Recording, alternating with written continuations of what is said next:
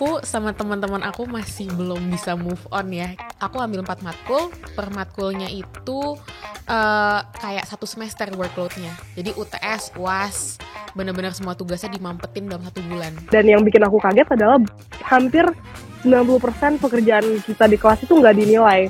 Jadi betul-betul hanya untuk pembelajaran kita pribadi. Dan itu menurutku penting karena kita didorong untuk memiliki attitude tidak mengejar nilai tapi benar-benar untuk belajar gitu.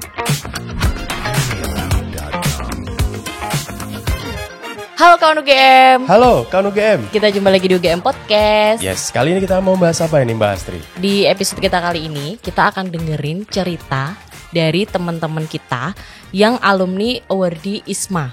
Ya, kabarnya tidak hanya alumni aja nih Mbak Astri. Ternyata ada mahasiswa juga yang mau kita wawancari hari ini dan kabarnya masih melakukan atau masih menjalani program ISMA. Betul. Jadi narsum kita hari ini ada 2 ya Dit ya. Yes. Yang sudah hadir di studio kita itu adalah yang udah selesai, ya kan, betul? Yang katanya baru pulang dari Amerika itu bulan Agustus tahun ini. Yes. Dan yang satu lagi masih ada di Eropa.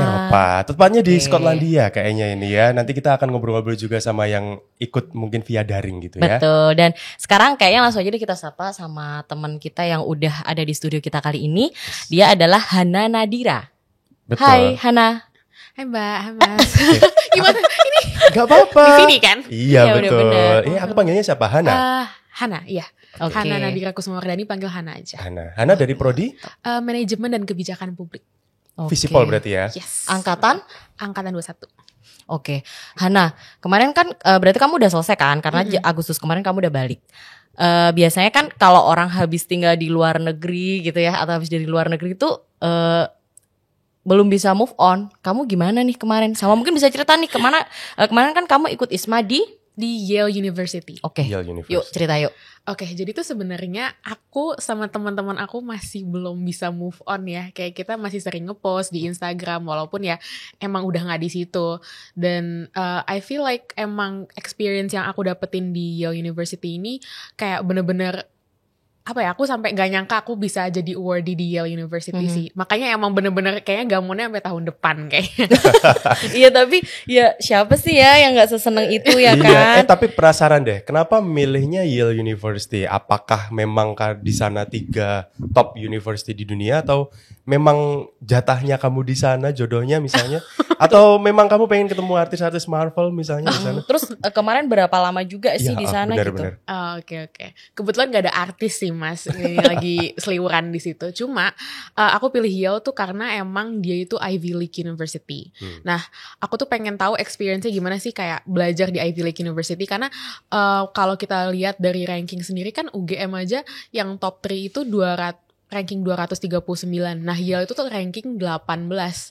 Nah, aku tuh pengen kayak bener-bener experience gimana sih belajarnya kayak di sana tuh bedanya apa. Terus habis tuh berangkatnya juga semester 4 dan aku tuh nggak mau kayak ibaratnya mau tahu semester 5 aku karena aku masih buat matkul wajib juga dan semester 6 juga aku masih mau magang. Jadi kayak ya udahlah, nggak apa-apa capek-capek di semester 4 pilih Yale gitu. Itu pilihan pertama aku sih Mas gitu.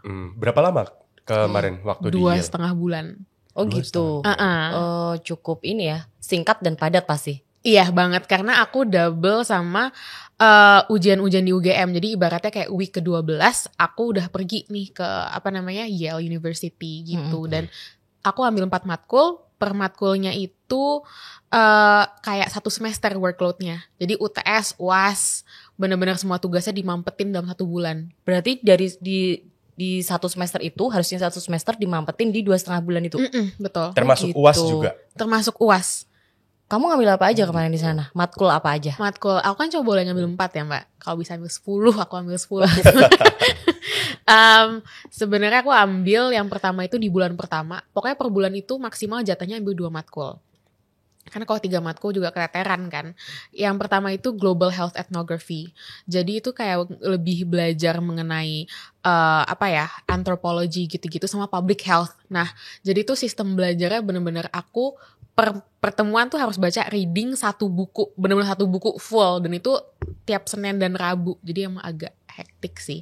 Salah satu topik yang aku suka di situ aku belajar tentang perspektif veteran-veteran perang dari US yang terjun ke Afghanistan sama Irak kayak aku belajar kayak mereka tuh bener-bener mengalami PTSD gitu loh, dan kayak I think pemerintah tuh harus care sama mental health veteran-veteran ini gitu sih. Jadi kayak aku bener-bener belajar samping yang aku nggak bisa belajarin di Indo gitu. Dan mungkin kamu nggak akan dapetin juga di kuliah ya? Iya, materi-materi semacam itu ya? Nggak bakal sih, karena itu materinya bener-bener unik banget. Dan satu matkul lagi yang aku ambil di bulan di bulan Mei ke Juni itu satu lagi namanya History of Racism in Science, Medicine, and the University. Itu public health juga, cuma lebih ngebahas tentang scientific racism di Amerika. Gitu sih. Oke. Oke. Tapi selain Hana, ini kan masih ada mahasiswa. Oke, ya. Kayaknya kita nyapa mahasiswa dulu deh. Ini kayaknya udah gabung sama kita. Oh ya, kayak kita bilang tadi ya, kalau hari Iya. ini sebenarnya narsum podcast kita tuh ada 2. Tapi yang satu udah ada di studio kita, yang satu masih ada di Scotland. Yes, bener karena gak? kayaknya masih belum selesai program Ismanya. Ini kita sudah bergabung di sini. Namanya cantik kayak klub bola Jerman nih kayaknya. Asik. Ada Schalke di Skotlandia, betul nggak? Halo Schalke. Halo udah Schalke. dengar kita di studio Mas. Hai Mas, hai Mbak. Halo. Hai Hana. Hai Kak. Schalke di sana jam berapa sekarang? Sekarang jam 9. 9 pagi. 9 pagi. Di sini jam 3 sore. Berarti selisihnya Betul. 8 jaman Beda kali 6 ya. jam. Oke. Ini kamu lagi di mana? Kenapa Mbak? Kamu lagi di mana sekarang? Oh, aku sekarang lagi di kampus, Oh lagi di kampus. di main kampusnya. Iya. Oke. Aku pengen lihat seputaran kampusmu tuh kayak gimana sih? Kalau Iya dong, boleh nggak? di Scotland tuh. Kamu di universitas apa? Boleh disampaikan nggak? Aku sekarang lagi di University of Glasgow di Skotlandia. Jadi kampusnya tuh kayak super Harry Potter banget. Iya, cakep banget Schalke. Iya kan? Iya. Ini ibarat di UGM tuh di Balerung Tengah kali ya? Iya, mirip-mirip lah. Gedung rektorat kali ya. Iya. Schalke, di sana lagi berapa derajat nih suhunya? Jujur hari itu cukup dingin. Oh iya. Sekitar 3 sampai 4 derajat gitu. Oh gitu. Nggak bawa jaket. Ah, makanya aku nanya, kayaknya Iya. kok kamu kayak nggak pakai jaket tebel gitu. Ya udah yuk, Schalke, kita iya. mungkin sekarang mulai bisa ngobrol-ngobrol ya. Ya, sama pertanyaan mungkin sama Hana tadi. Kenapa kamu milih University of Glasgow di Skotlandia? Apa alasannya? Oke. Sebenarnya alasan utamanya adalah jadi aku jurusan ilmu ekonomi dan salah satu alumni paling terkenal di University of Glasgow itu Adam Smith. Jadi teman-teman yang mungkin belum dikenal sama beliau adalah penemu dari ekonomi modern, founding father of modern economics gitu ya. Dan itu such a role model bagi kami sebagai anak ekonomi gitu. Jadi kayak wah, terus kampusnya juga cantik banget. Glasgow, Skotlandia tuh negara yang cantik banget. Jadi kayak here I am gitu. Ih, kamu berapa lama sih Schalke di sana? 3 bulan. Ini udah jalan berapa bulan? Oh dari bulan Desember. Ini udah 1 bulan. Oh, udah 1 bulan. Kamu ambil berapa mata kuliah Schalke? Aku ambil 4. Jadi Principles of Management, samalah sama kayak di FEB. Terus aku ngambil Youth Policy, namanya soal kebijakan untuk anak muda. Terus aku ngambil Education, ada course tentang pendidikan gitu. Sama aku ngambil Introduction to Scottish Culture. Jadi kita belajar tentang budaya orang-orang Scotland dan kayak sejarahnya Scotland. Wow, menarik ya. Iya menarik. Ini aku kayaknya nggak asing sama Schalke deh. Kayaknya Mapres FEB bukan sih Schalke tuh? Apalagi sekarang di Scotland. Nih luar biasa Schalke. Oke.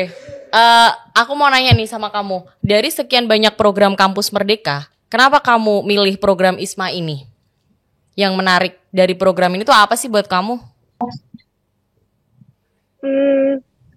Untuk aku pribadi sih sebenarnya ini sangat kesempatan yang berharga banget untuk aku mencapai cita-cita aku sih. Jadi mungkin aku cerita dikit bahwa kayak sebenarnya cita-cita aku itu untuk menjadi pembuat kebijakan di Indonesia, khususnya di dunia pendidikan gitu. Dan melalui ISMA aku tuh bisa tahu kayak sebenarnya sistem pembelajaran di luar tuh seperti apa sih, kayak kita tuh kurangnya di mana di Indonesia dan gimana caranya kita bisa memperbaiki itu di bagian mananya. Dan walaupun baru sebulan di sini aku udah dapat banyak banget insight baru tentang kayak hal-hal seperti itu, kayak perbedaan-perbedaan itu banyak banget, dan apa aja sih yang bisa aku bawa balik ke Indonesia dan bisa sharing ke teman-teman mungkin ya yang mungkin belum berkesempatan untuk belajar di luar gitu. Jadi itu berharga banget sih menurutku. Keren loh, pemikirannya pengen jadi policy maker loh, luar biasa loh. Iya, makanya dia pilih Jarang-jarang. universitas itu juga. Iya betul. Tapi pertanyaan yang sama saya pengen nyampein juga ke Hana. Benar. Kita Kenapa pengen dengar juga dari milihnya Hana. ISMA? Kan banyak tuh program MBKM tuh. Kenapa milihnya ISMA? Apa yang menarik dari ISMA? Soalnya kalau magang kan aku mungkin masih bisa ngambil di tempat lain, tapi kalau misalnya ISMA ini kan benar-benar international exposure program gitu, dan aku sebagai anak reguler aku belum bisa merasakan kayak nanti exchange internasional tuh gimana gitu. Nah, lewat program ini apalagi fully funded dan di beasiswa dari pemerintah juga, terus matkulnya banyak, aku kayak mikir ya udahlah, aku nggak mau nyanyain kesempatan ini, langsung aku ambil aja gitu. Gitu. Kok sama? Iya, kita tuh sering sama ya. Astagfirullahaladzim. Luar biasa. Jangan cemburu Mas itu. Oh gitu. Iya. Oke, tapi kamu awal-awal kamu di sana di Yale itu banyak kesulitan nggak? Atau easy aja tuh sampai akhir gitu? Sebenarnya kayak of course workload-nya pasti banyak sih, apalagi dari reading-nya. Dan kalau di universitas di Indo ini kebanyakan tuh kalau reading cuma dikasih sama profesornya aja, tapi nggak didiskusikan di kelas. Jadi anak-anak tuh kebanyakan males gitu loh. Nah, bedanya kalau di sana, kalau misalnya kita nggak baca readingnya, udah deh, ketinggalan banget, bener-bener lost banget. Mungkin di Glasgow juga gitu, readingnya tuh pasti banyak banget. Dan kayak tadi ada satu matkul yang per pertemuannya itu kalau nggak salah satu buku, dan itu matkul lain biasanya kayak ada dikasih jurnal, dikasih website, artikel gitu-gitu sih. Banyak banget sih Mbak, jujur. Kalau weekend tetap ada kegiatan di kampus apa enggak? Nah, serunya ini di Yale Summer Session, karena kan emang Summer Session tuh di summer ya, liburan. Yang lain tuh organisasi lain pada tutup. Nah, ketika univ-univ ISMA lain tuh anak-anaknya bisa ikut club, council gitu-gitu, aku nggak bisa. Tapi ada panitianya gitu, kita disediakan kayak aktivitas-aktivitas bonding, kayak misalnya board game night, terus ada juga ke Broadway, ke New York, itu benar-benar disubsidi sih sama mereka. Jadi transport, makan, semuanya bisa kayak nonton Broadway ke New York, terus habis itu kayaking, habis itu kayak apa lagi ya, banyak banget sih jujur. Jadi kayak nggak bosen dan kita bisa bonding sama yang lain. Kayaknya besok kita harus ke Amerika Serikat ini ya. Oke. Tim podcast UGM. Astagfirullahaladzim. Saya mau balik lagi ke Schalke deh. Schalke, kamu ngerasain culture shock apa di sana? Mungkin 1 bulan ya paling tidak ya. Apa yang kamu rasain itu beda dari Indonesia atau mungkin di UGM? Oke. Mungkin sebelum itu yang menarik adalah Glasgow tuh mirip banget sama Jogja. Oh gitu. Baik dari daerahnya, maksudnya dia tuh dibandingin kayak kota di Inggris kayak London, itu tuh lebih santai, hidupnya tuh kayak lebih, masih bisa lah lihat orang tuh jalan kaki di taman dengan santai gitu. Dan orang-orangnya juga baik banget dan supel banget, jadi kayak mengingatkan aku dengan Jogja, jadi aku nggak terlalu homesick gitu. Tapi perbedaannya pasti banyak sih. Mungkin satu hal yang aku lihat banget tuh kemandirian.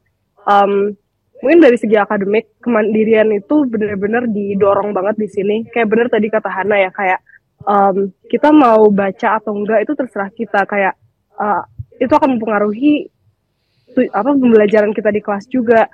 Dan kita di kelas mau engage dengan kelasnya atau sama dosennya atau enggak juga terserah kita. Tapi pada akhirnya yang terpengaruh itu pembelajaran kita juga gitu. Dan yang bikin aku kaget adalah hampir 90% pekerjaan kita di kelas itu nggak dinilai. Jadi betul-betul hanya untuk pembelajaran kita pribadi. Dan itu menurutku penting karena kita didorong untuk memiliki attitude tidak mengejar nilai, tapi benar-benar untuk belajar gitu. Tapi selain itu juga aku cukup shocknya, mungkin bukan shock sih, lebih kayak kurang terbiasa adalah dengan kemana-mana tuh harus jalan kaki, terus kemana-mana kalau misalnya check out di supermarket tuh sendiri, jarang tuh ada kasir, biasanya kita yang check out sendiri. Bahkan di toko-toko besar kayak kalau toko baju juga kita biasanya juga check out sendiri, dan itu kayak mungkin bagi orang Indonesia yang apa-apa tuh dikasih disuapin tuh kayak sulit ya ternyata guys hidupnya. Tapi kayak lama-lama seru juga. Gitu. Jadi apa kalau misalnya kayak ngomongin daerah gitu masih fun-fun aja ya, karena mungkin sama Jogja masih ada kemiripan gitu di sana. Ya. Tapi mungkin bedanya nggak ada angkringan di sana. Tapi mungkin bedanya juga di sana jalan kaki kemana-mana enak ya, Ya, nggak panas gitu loh. Bener, enak jalanannya, enak kayak jalan kaki setengah jam, 1 jam tuh nggak kerasa gitu, kayak Iya. seneng-seneng aja. Kalau boleh tahu kegiatan mahasiswa yang kamu ikutin apa selama di University of Glasgow misalnya? Kegiatan mahasiswa, jadi kalau misalnya di sini tuh banyak kegiatan acara-acara gitu sih, kayak misalnya acara networking. Jadi kalau di sini tuh uniknya, kalau organisasi itu kita tuh tidak perlu menjadi pengurus. Jadi kita tuh bisa hanya menjadi member yang kita cuma ikut aja acaranya, asalkan kita bayar. Kayak biasanya kita bayar misalnya 5 pounds, itu sekitar kayak 100.000. 100.000. Dan itu kita bisa ikut acara-acara yang mereka mereka adain gitu. Biasanya aku ikut acara misalnya ada workshop tentang pendidikan, atau workshop tentang misalnya ada diskusi panel tentang kebijakan, atau diskusi panel yang seru-seru tentang bisnis, tentang entrepreneurship, macam-macam banget sih. Hampir setiap minggu tuh pasti ada acara baru, dan aku bisa ikut aja gitu ke mereka dan kenalan sama teman-teman baru. Berarti kamu kayak full juga ya di kampus ya, dari Senin sampai Minggu, tapi mungkin weekend beda acara gitu kan? Iya, kadang diadainnya selama weekday juga gitu, habis kelas misalnya. Oh, oke. Balik lagi ke Hana. Iya, pengen balik ke Hana. Terhanyut loh ini tiga-tiganya. Kalau tanya susah atau enggak untuk apply program ini, jawabannya apa, Hana? Sebenarnya susah sih, cuma kayak aku kayak punya mentality I got nothing to lose, jadi ya udah. Karena aku juga masih bisa nyoba tahun depan lagi kan, makanya aku nyoba ya udah tahun ini deh, coba peruntungan aja. Tapi kalau dibilang susah mungkin dari segi biaya itu kan, kalau misalnya Amerika lumayan mahal karena harus ngeluarin vaksin, dan itu nggak di cover sama ISMA, dan visa itu reimburse tapi sisanya fully funded sih. Nah terus apalagi ya, kesusahannya mungkin ini sih, karena Yale ini kan bertabrakan sama semester 4. Jadi aku bener-bener harus ibaratnya bukan pamit ya, kayak izin ke dosen nanti apakah ada make up assignment, apakah nanti aku bisa lewat Zoom, dan kebanyakan mungkin make up assignment sih. Aku berharapnya memang Zoom biar nggak memberatkan juga. Nah tapi they're also very accommodating juga sih dosen-dosen di MKP UGM, dan aku cukup disupport. Terus mungkin susahnya adalah milih matkul yang nanti bisa dikonversi. Oh, oke. Itu emang agak susahnya di situ. Selain itu kayaknya untuk persiapan ISMA lebih kayak aku nggak begitu susah, karena masalahnya tuh kayak aku dibantu sama teman-teman aku juga, terus kayak ada teman-teman seperjuangan juga lah yang ikut daftar, jadi kayak nggak kerasa susahnya sih. Keren. Semesta mendukung ya. Kalau boleh tahu persyaratannya dulu apa aja waktu zaman Hana? Aku kan tahun ini kan, jadi aku cuma ngasih Duolingo, aku juga ada essay itu biasanya aku minta proofread ke cutting-cutting yang udah pernah lulus. Jadi kayak aku bener-bener go all out lah di essay aku, jadi bener-bener nggak mau nulis asal-asalan. Terus habis itu nanti ada beberapa kayak di website ISMA tuh, di portalnya ada kayak hal-hal yang harus kita isi, misalnya kayak ada nggak publikasi gitu-gitu, dan di situ aku langsung publikasi esai aku di Medium gitu. Terus habis itu aku langsung naruh link Medium aku di situ. Terus kayak ngasih CV juga setauku, sama apa lagi ya, wawancara sih gitu. Oke. Mungkin ada nggak tips dari Hana buat teman-teman yang sedang tertarik nih mau ikut program ini juga gitu? Oke, mungkin kayak ini sebenarnya karena wawancara aku lebih template banget sih, karena pewawancaranya juga benar-benar ngikutin struktur wawancara biasa, jadi kayak nggak ada pertanyaan tambahan atau apa. Tapi mungkin aku bisa ngasih tips dari segi motivational letter, tips dan pesan ya. Jadi kan ada di ISMA itu ada 4 pertanyaan. ada tentang academic dan non-academic difficulties dan struggles dan gimana caranya kita solve it intinya. Terus yang kedua tuh tentang kayak academic dan non-academic achievement. Habis itu yang ketiga kayak what will you do there. Habis itu yang keempat kayak tentang weather gitu-gitu sih. Nah, yang paling mencolok buat aku adalah esai yang pertama dan ketiga. Jadi yang pertama itu lebih tentang academic achievement. Nah, salah satu tips aku kalau misalnya nulis motivational letter adalah bikin tema. Jadi kalau misalnya disuruh nulis academic achievement, itu kan pasti kayak pikiran kita, ini kita tulis banyak-banyaknya academic achievement. Tapi kayak aku benar-benar ngekurasi achievement aku, jadinya achievement yang aku tulis tuh lebih bertemakan leadership dan keluar dari comfort zone. Jadi kayak ada storyline-nya. Nah, terus yang esai yang ketiga itu tentang non-academic dan academic difficulties. Mungkin kalau orang lain, ini sekedar tips sih, pilih tema yang unik. Jadi kalau orang lain ditanya apa sih kesulitan akademik atau non akademik kalian, pasti orang-orang kebanyakan jawab time management. Dan itu kan pasti ini yang baca esai itu banyak banget kan. Jadi kayak yaelah kalau time management semua bosen juga. Nah, jadi aku akhirnya milih satu tema yang bener-bener aku refleksi dari diri sendiri. Itu temanya tuh tentang living like a generalist. Jadi aku pokoknya bercerita kalau sebagai orang generalis dan perfectionist tuh susah banget untuk merasa good enough sama diri sendiri gitu loh. Karena aku merasa kayak ya aku bisa ini, tapi I don't excel at anything gitu loh. Jadi itu kayak bener-bener bikin aku stres gitu. Oke. Gitu. Jadi itu ya tips dan triknya dan gimana cerita dia susahnya itu. Harus refleksi sih. Betul. Ya, saya rasa 2,5 bulan kurang dia di Yale University ya. Besok 2 lanjut tahun ya. mungkin. Semoga habis dari sini ya. Amin. Oke, Shalke, kita juga pengen nanya nih sama kamu. Apakah kamu merasa bahwa ikut program ini tuh susah, dan dari kamu kita pengen denger nih tips dan triknya atau pesan untuk mungkin teman-teman yang lagi dengerin podcast kita dan kebetulan wah aku jadi kepengen nih daftar ISMA juga gitu. Betul. Kalau dari aku susah. Sebenarnya mungkin susah dalam hal saat menjalani programnya itu sendiri itu pelan-pelan kita bisa belajar dan terbiasa gitu ya di program kita masing-masing, di negara kita masing-masing gitu. Tapi mungkin saat persiapannya bahkan saat seleksinya itu ada kesulitannya sendiri. Yang aku rasain banget itu mungkin memang competitiveness-nya itu cukup tinggi dan dari tahun ke tahun itu semakin tinggi. Dari tahun pertama misalnya yang daftar itu baru 1.000 sampai yang tahun lalu yang daftar tuh hampir 7.000 mahasiswa dan akhirnya yang diterima tuh cuma 2.000 mahasiswa dan itu competitiveness-nya super tinggi gitu kan. Dan mungkin tips yang bisa aku berikan adalah 3 hal kali ya. Jadi yang pertama adalah kita harus tahu sebenarnya kita ISMA atau bahkan keluar negeri atau ambil program MBKM apapun itu tujuannya untuk apa. Karena kalau misalnya tujuannya itu belum jelas, saat kita interview, saat kita menulis esai itu tuh tidak akan kelihatan. Sebenarnya kita tuh pengen apa sih sebenarnya gitu kan.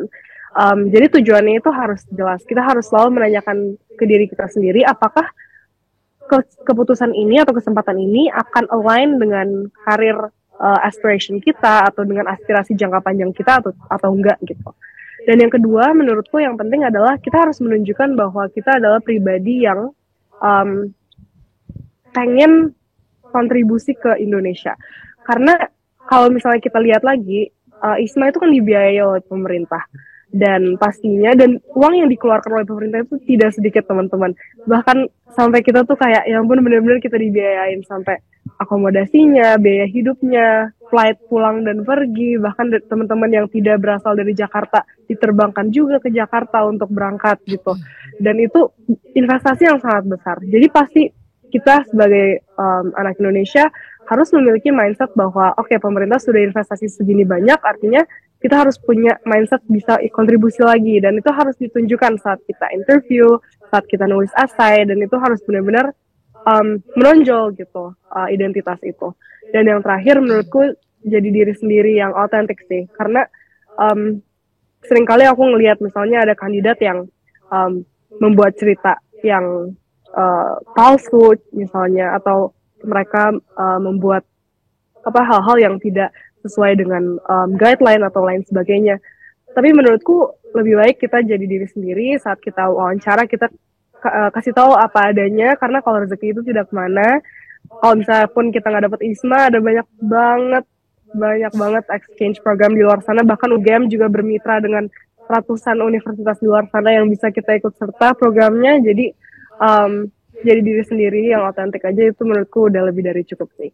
Oke. Keren banget sih emang. Iya. Kamu tapi boleh tahu nggak, Schalke, dari UGM berapa orang yang di Glasgow dan ikut program ISMA ini? Glasgow ada 5. 5 dari prodi berbeda atau prodi yang sama? Prodi ada 3 prodi. Berarti satu aku sendiri dari ilmu ekonomi, 2 dari psikologi, 2 dari ilmu komunikasi. Kalian bareng berangkatnya?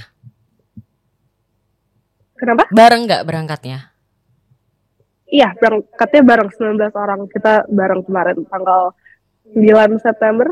Oh gitu. Terus kalian ini nggak tinggalnya satu dorm gitu nggak? Apa beda-beda? Satu apartemen. Jadi bentuknya itu kayak flat. Jadi flat itu tuh ada kayak apartemen gitu. Dan satu apartemen itu ada 5 orang. Jadi kita sharing satu kamar mandi begitu. Tapi berarti sama, besok satu gedung yang sama. Oh gitu. Baliknya juga bareng kan berarti? Iya, nanti tanggal. Wah seru, Iya, seru seru banget banget. Berapa ya? 17. Wow. Kamu jadi ini nggak sih? Kepengen besok kuliah lagi nggak sih ke luar negeri? Pengen banget, aku tuh bener-bener kayak, ya ampun, setelah kuliah di sini rasanya pengen sekolah lagi. Kayak abis ini kayaknya pengen sekolah lagi. Amin. Ya, semoga bisa lah ya. Satu-satu ya, selesaiin dulu ya Schalke. Hana juga. Iya, betul. Iya, selesai dulu di sini, kita doain semoga lanjut lagi Betul. gitu. Schalke, terima kasih ya. Salam buat Profesor Lupin di sana. Yang di film Netflix itu? Iya, yang di Harry Potter. Oh kirain. Sama kayak Harry Di Potter Netflix itu. juga ada Lupin. Tolong di-cut ya ini karena kalau nggak penting, Gak mohon usah, maaf. gak usah. Iya, terima kasih Gitu, Schalke. oke. Ada pertanyaan lagi nggak? Kayaknya udah sih. Kayaknya seru sih. ikut Iya program seru ISMA ya. Bener. Jadi nanti teman-teman mungkin kawan UGM yang belum tahu tentang ISMA mungkin bisa buka lamanya MBKM mungkin ya. Jadi bisa tahu banyak informasi mengenai program ISMA ini. Iya, dan buat Hana, buat Schalke, aku doain semoga besok kalian selesai dari UGM bisa kuliah ke luar negeri lagi ya. Amin. Semoga studinya bisa lanjut lebih tinggi lagi gitu ya. Amin. Cita-cita kalian semuanya bisa terwujud gitu Dan ya. semoga Schalke pulang ke Indonesia bawa banyak ilmu, sehat, lancar semuanya. Asik. Udah kayak orang tua banget ya sih ngomong kayak gitu. Ini dekat aja, ini nggak penting ya. Ya udahlah. Baik, terima kasih kawan UGM ini yang sudah ikut serta menyaksikan dan juga mendengarkan podcast kita untuk edisi kali ini ya Mas. Thank you juga ya buat Hana ya udah mau menyempatkan waktu datang ke sini. Buat Schalke juga terima kasih. Semoga hari ini kamu lancar deh harinya di sana, kan masih pagi ya di sana. Iya, sip. Gitu, Mantap oke. Schalke. Dan rekan kita bareng lagi gitu. Chemistry. Chemistry Dan luar biasa. buat kalian semua yang dengerin podcast kita dan merasa bahwa podcast ini perlu untuk kalian share ke banyak orang, jangan lupa habis dengerin di share di berbagai macam platform media sosial kalian. Betul, dan tentunya itu yang membuat kita untuk bisa lebih semangat lagi membuat konten-konten yang luar biasa menariknya dan mengedukasi kalian semua. Betul. Dan Sampai sampai jumpa jumpa di di- UGM Podcast berikutnya. Dadah. Bye-bye. Bye-bye Schalke.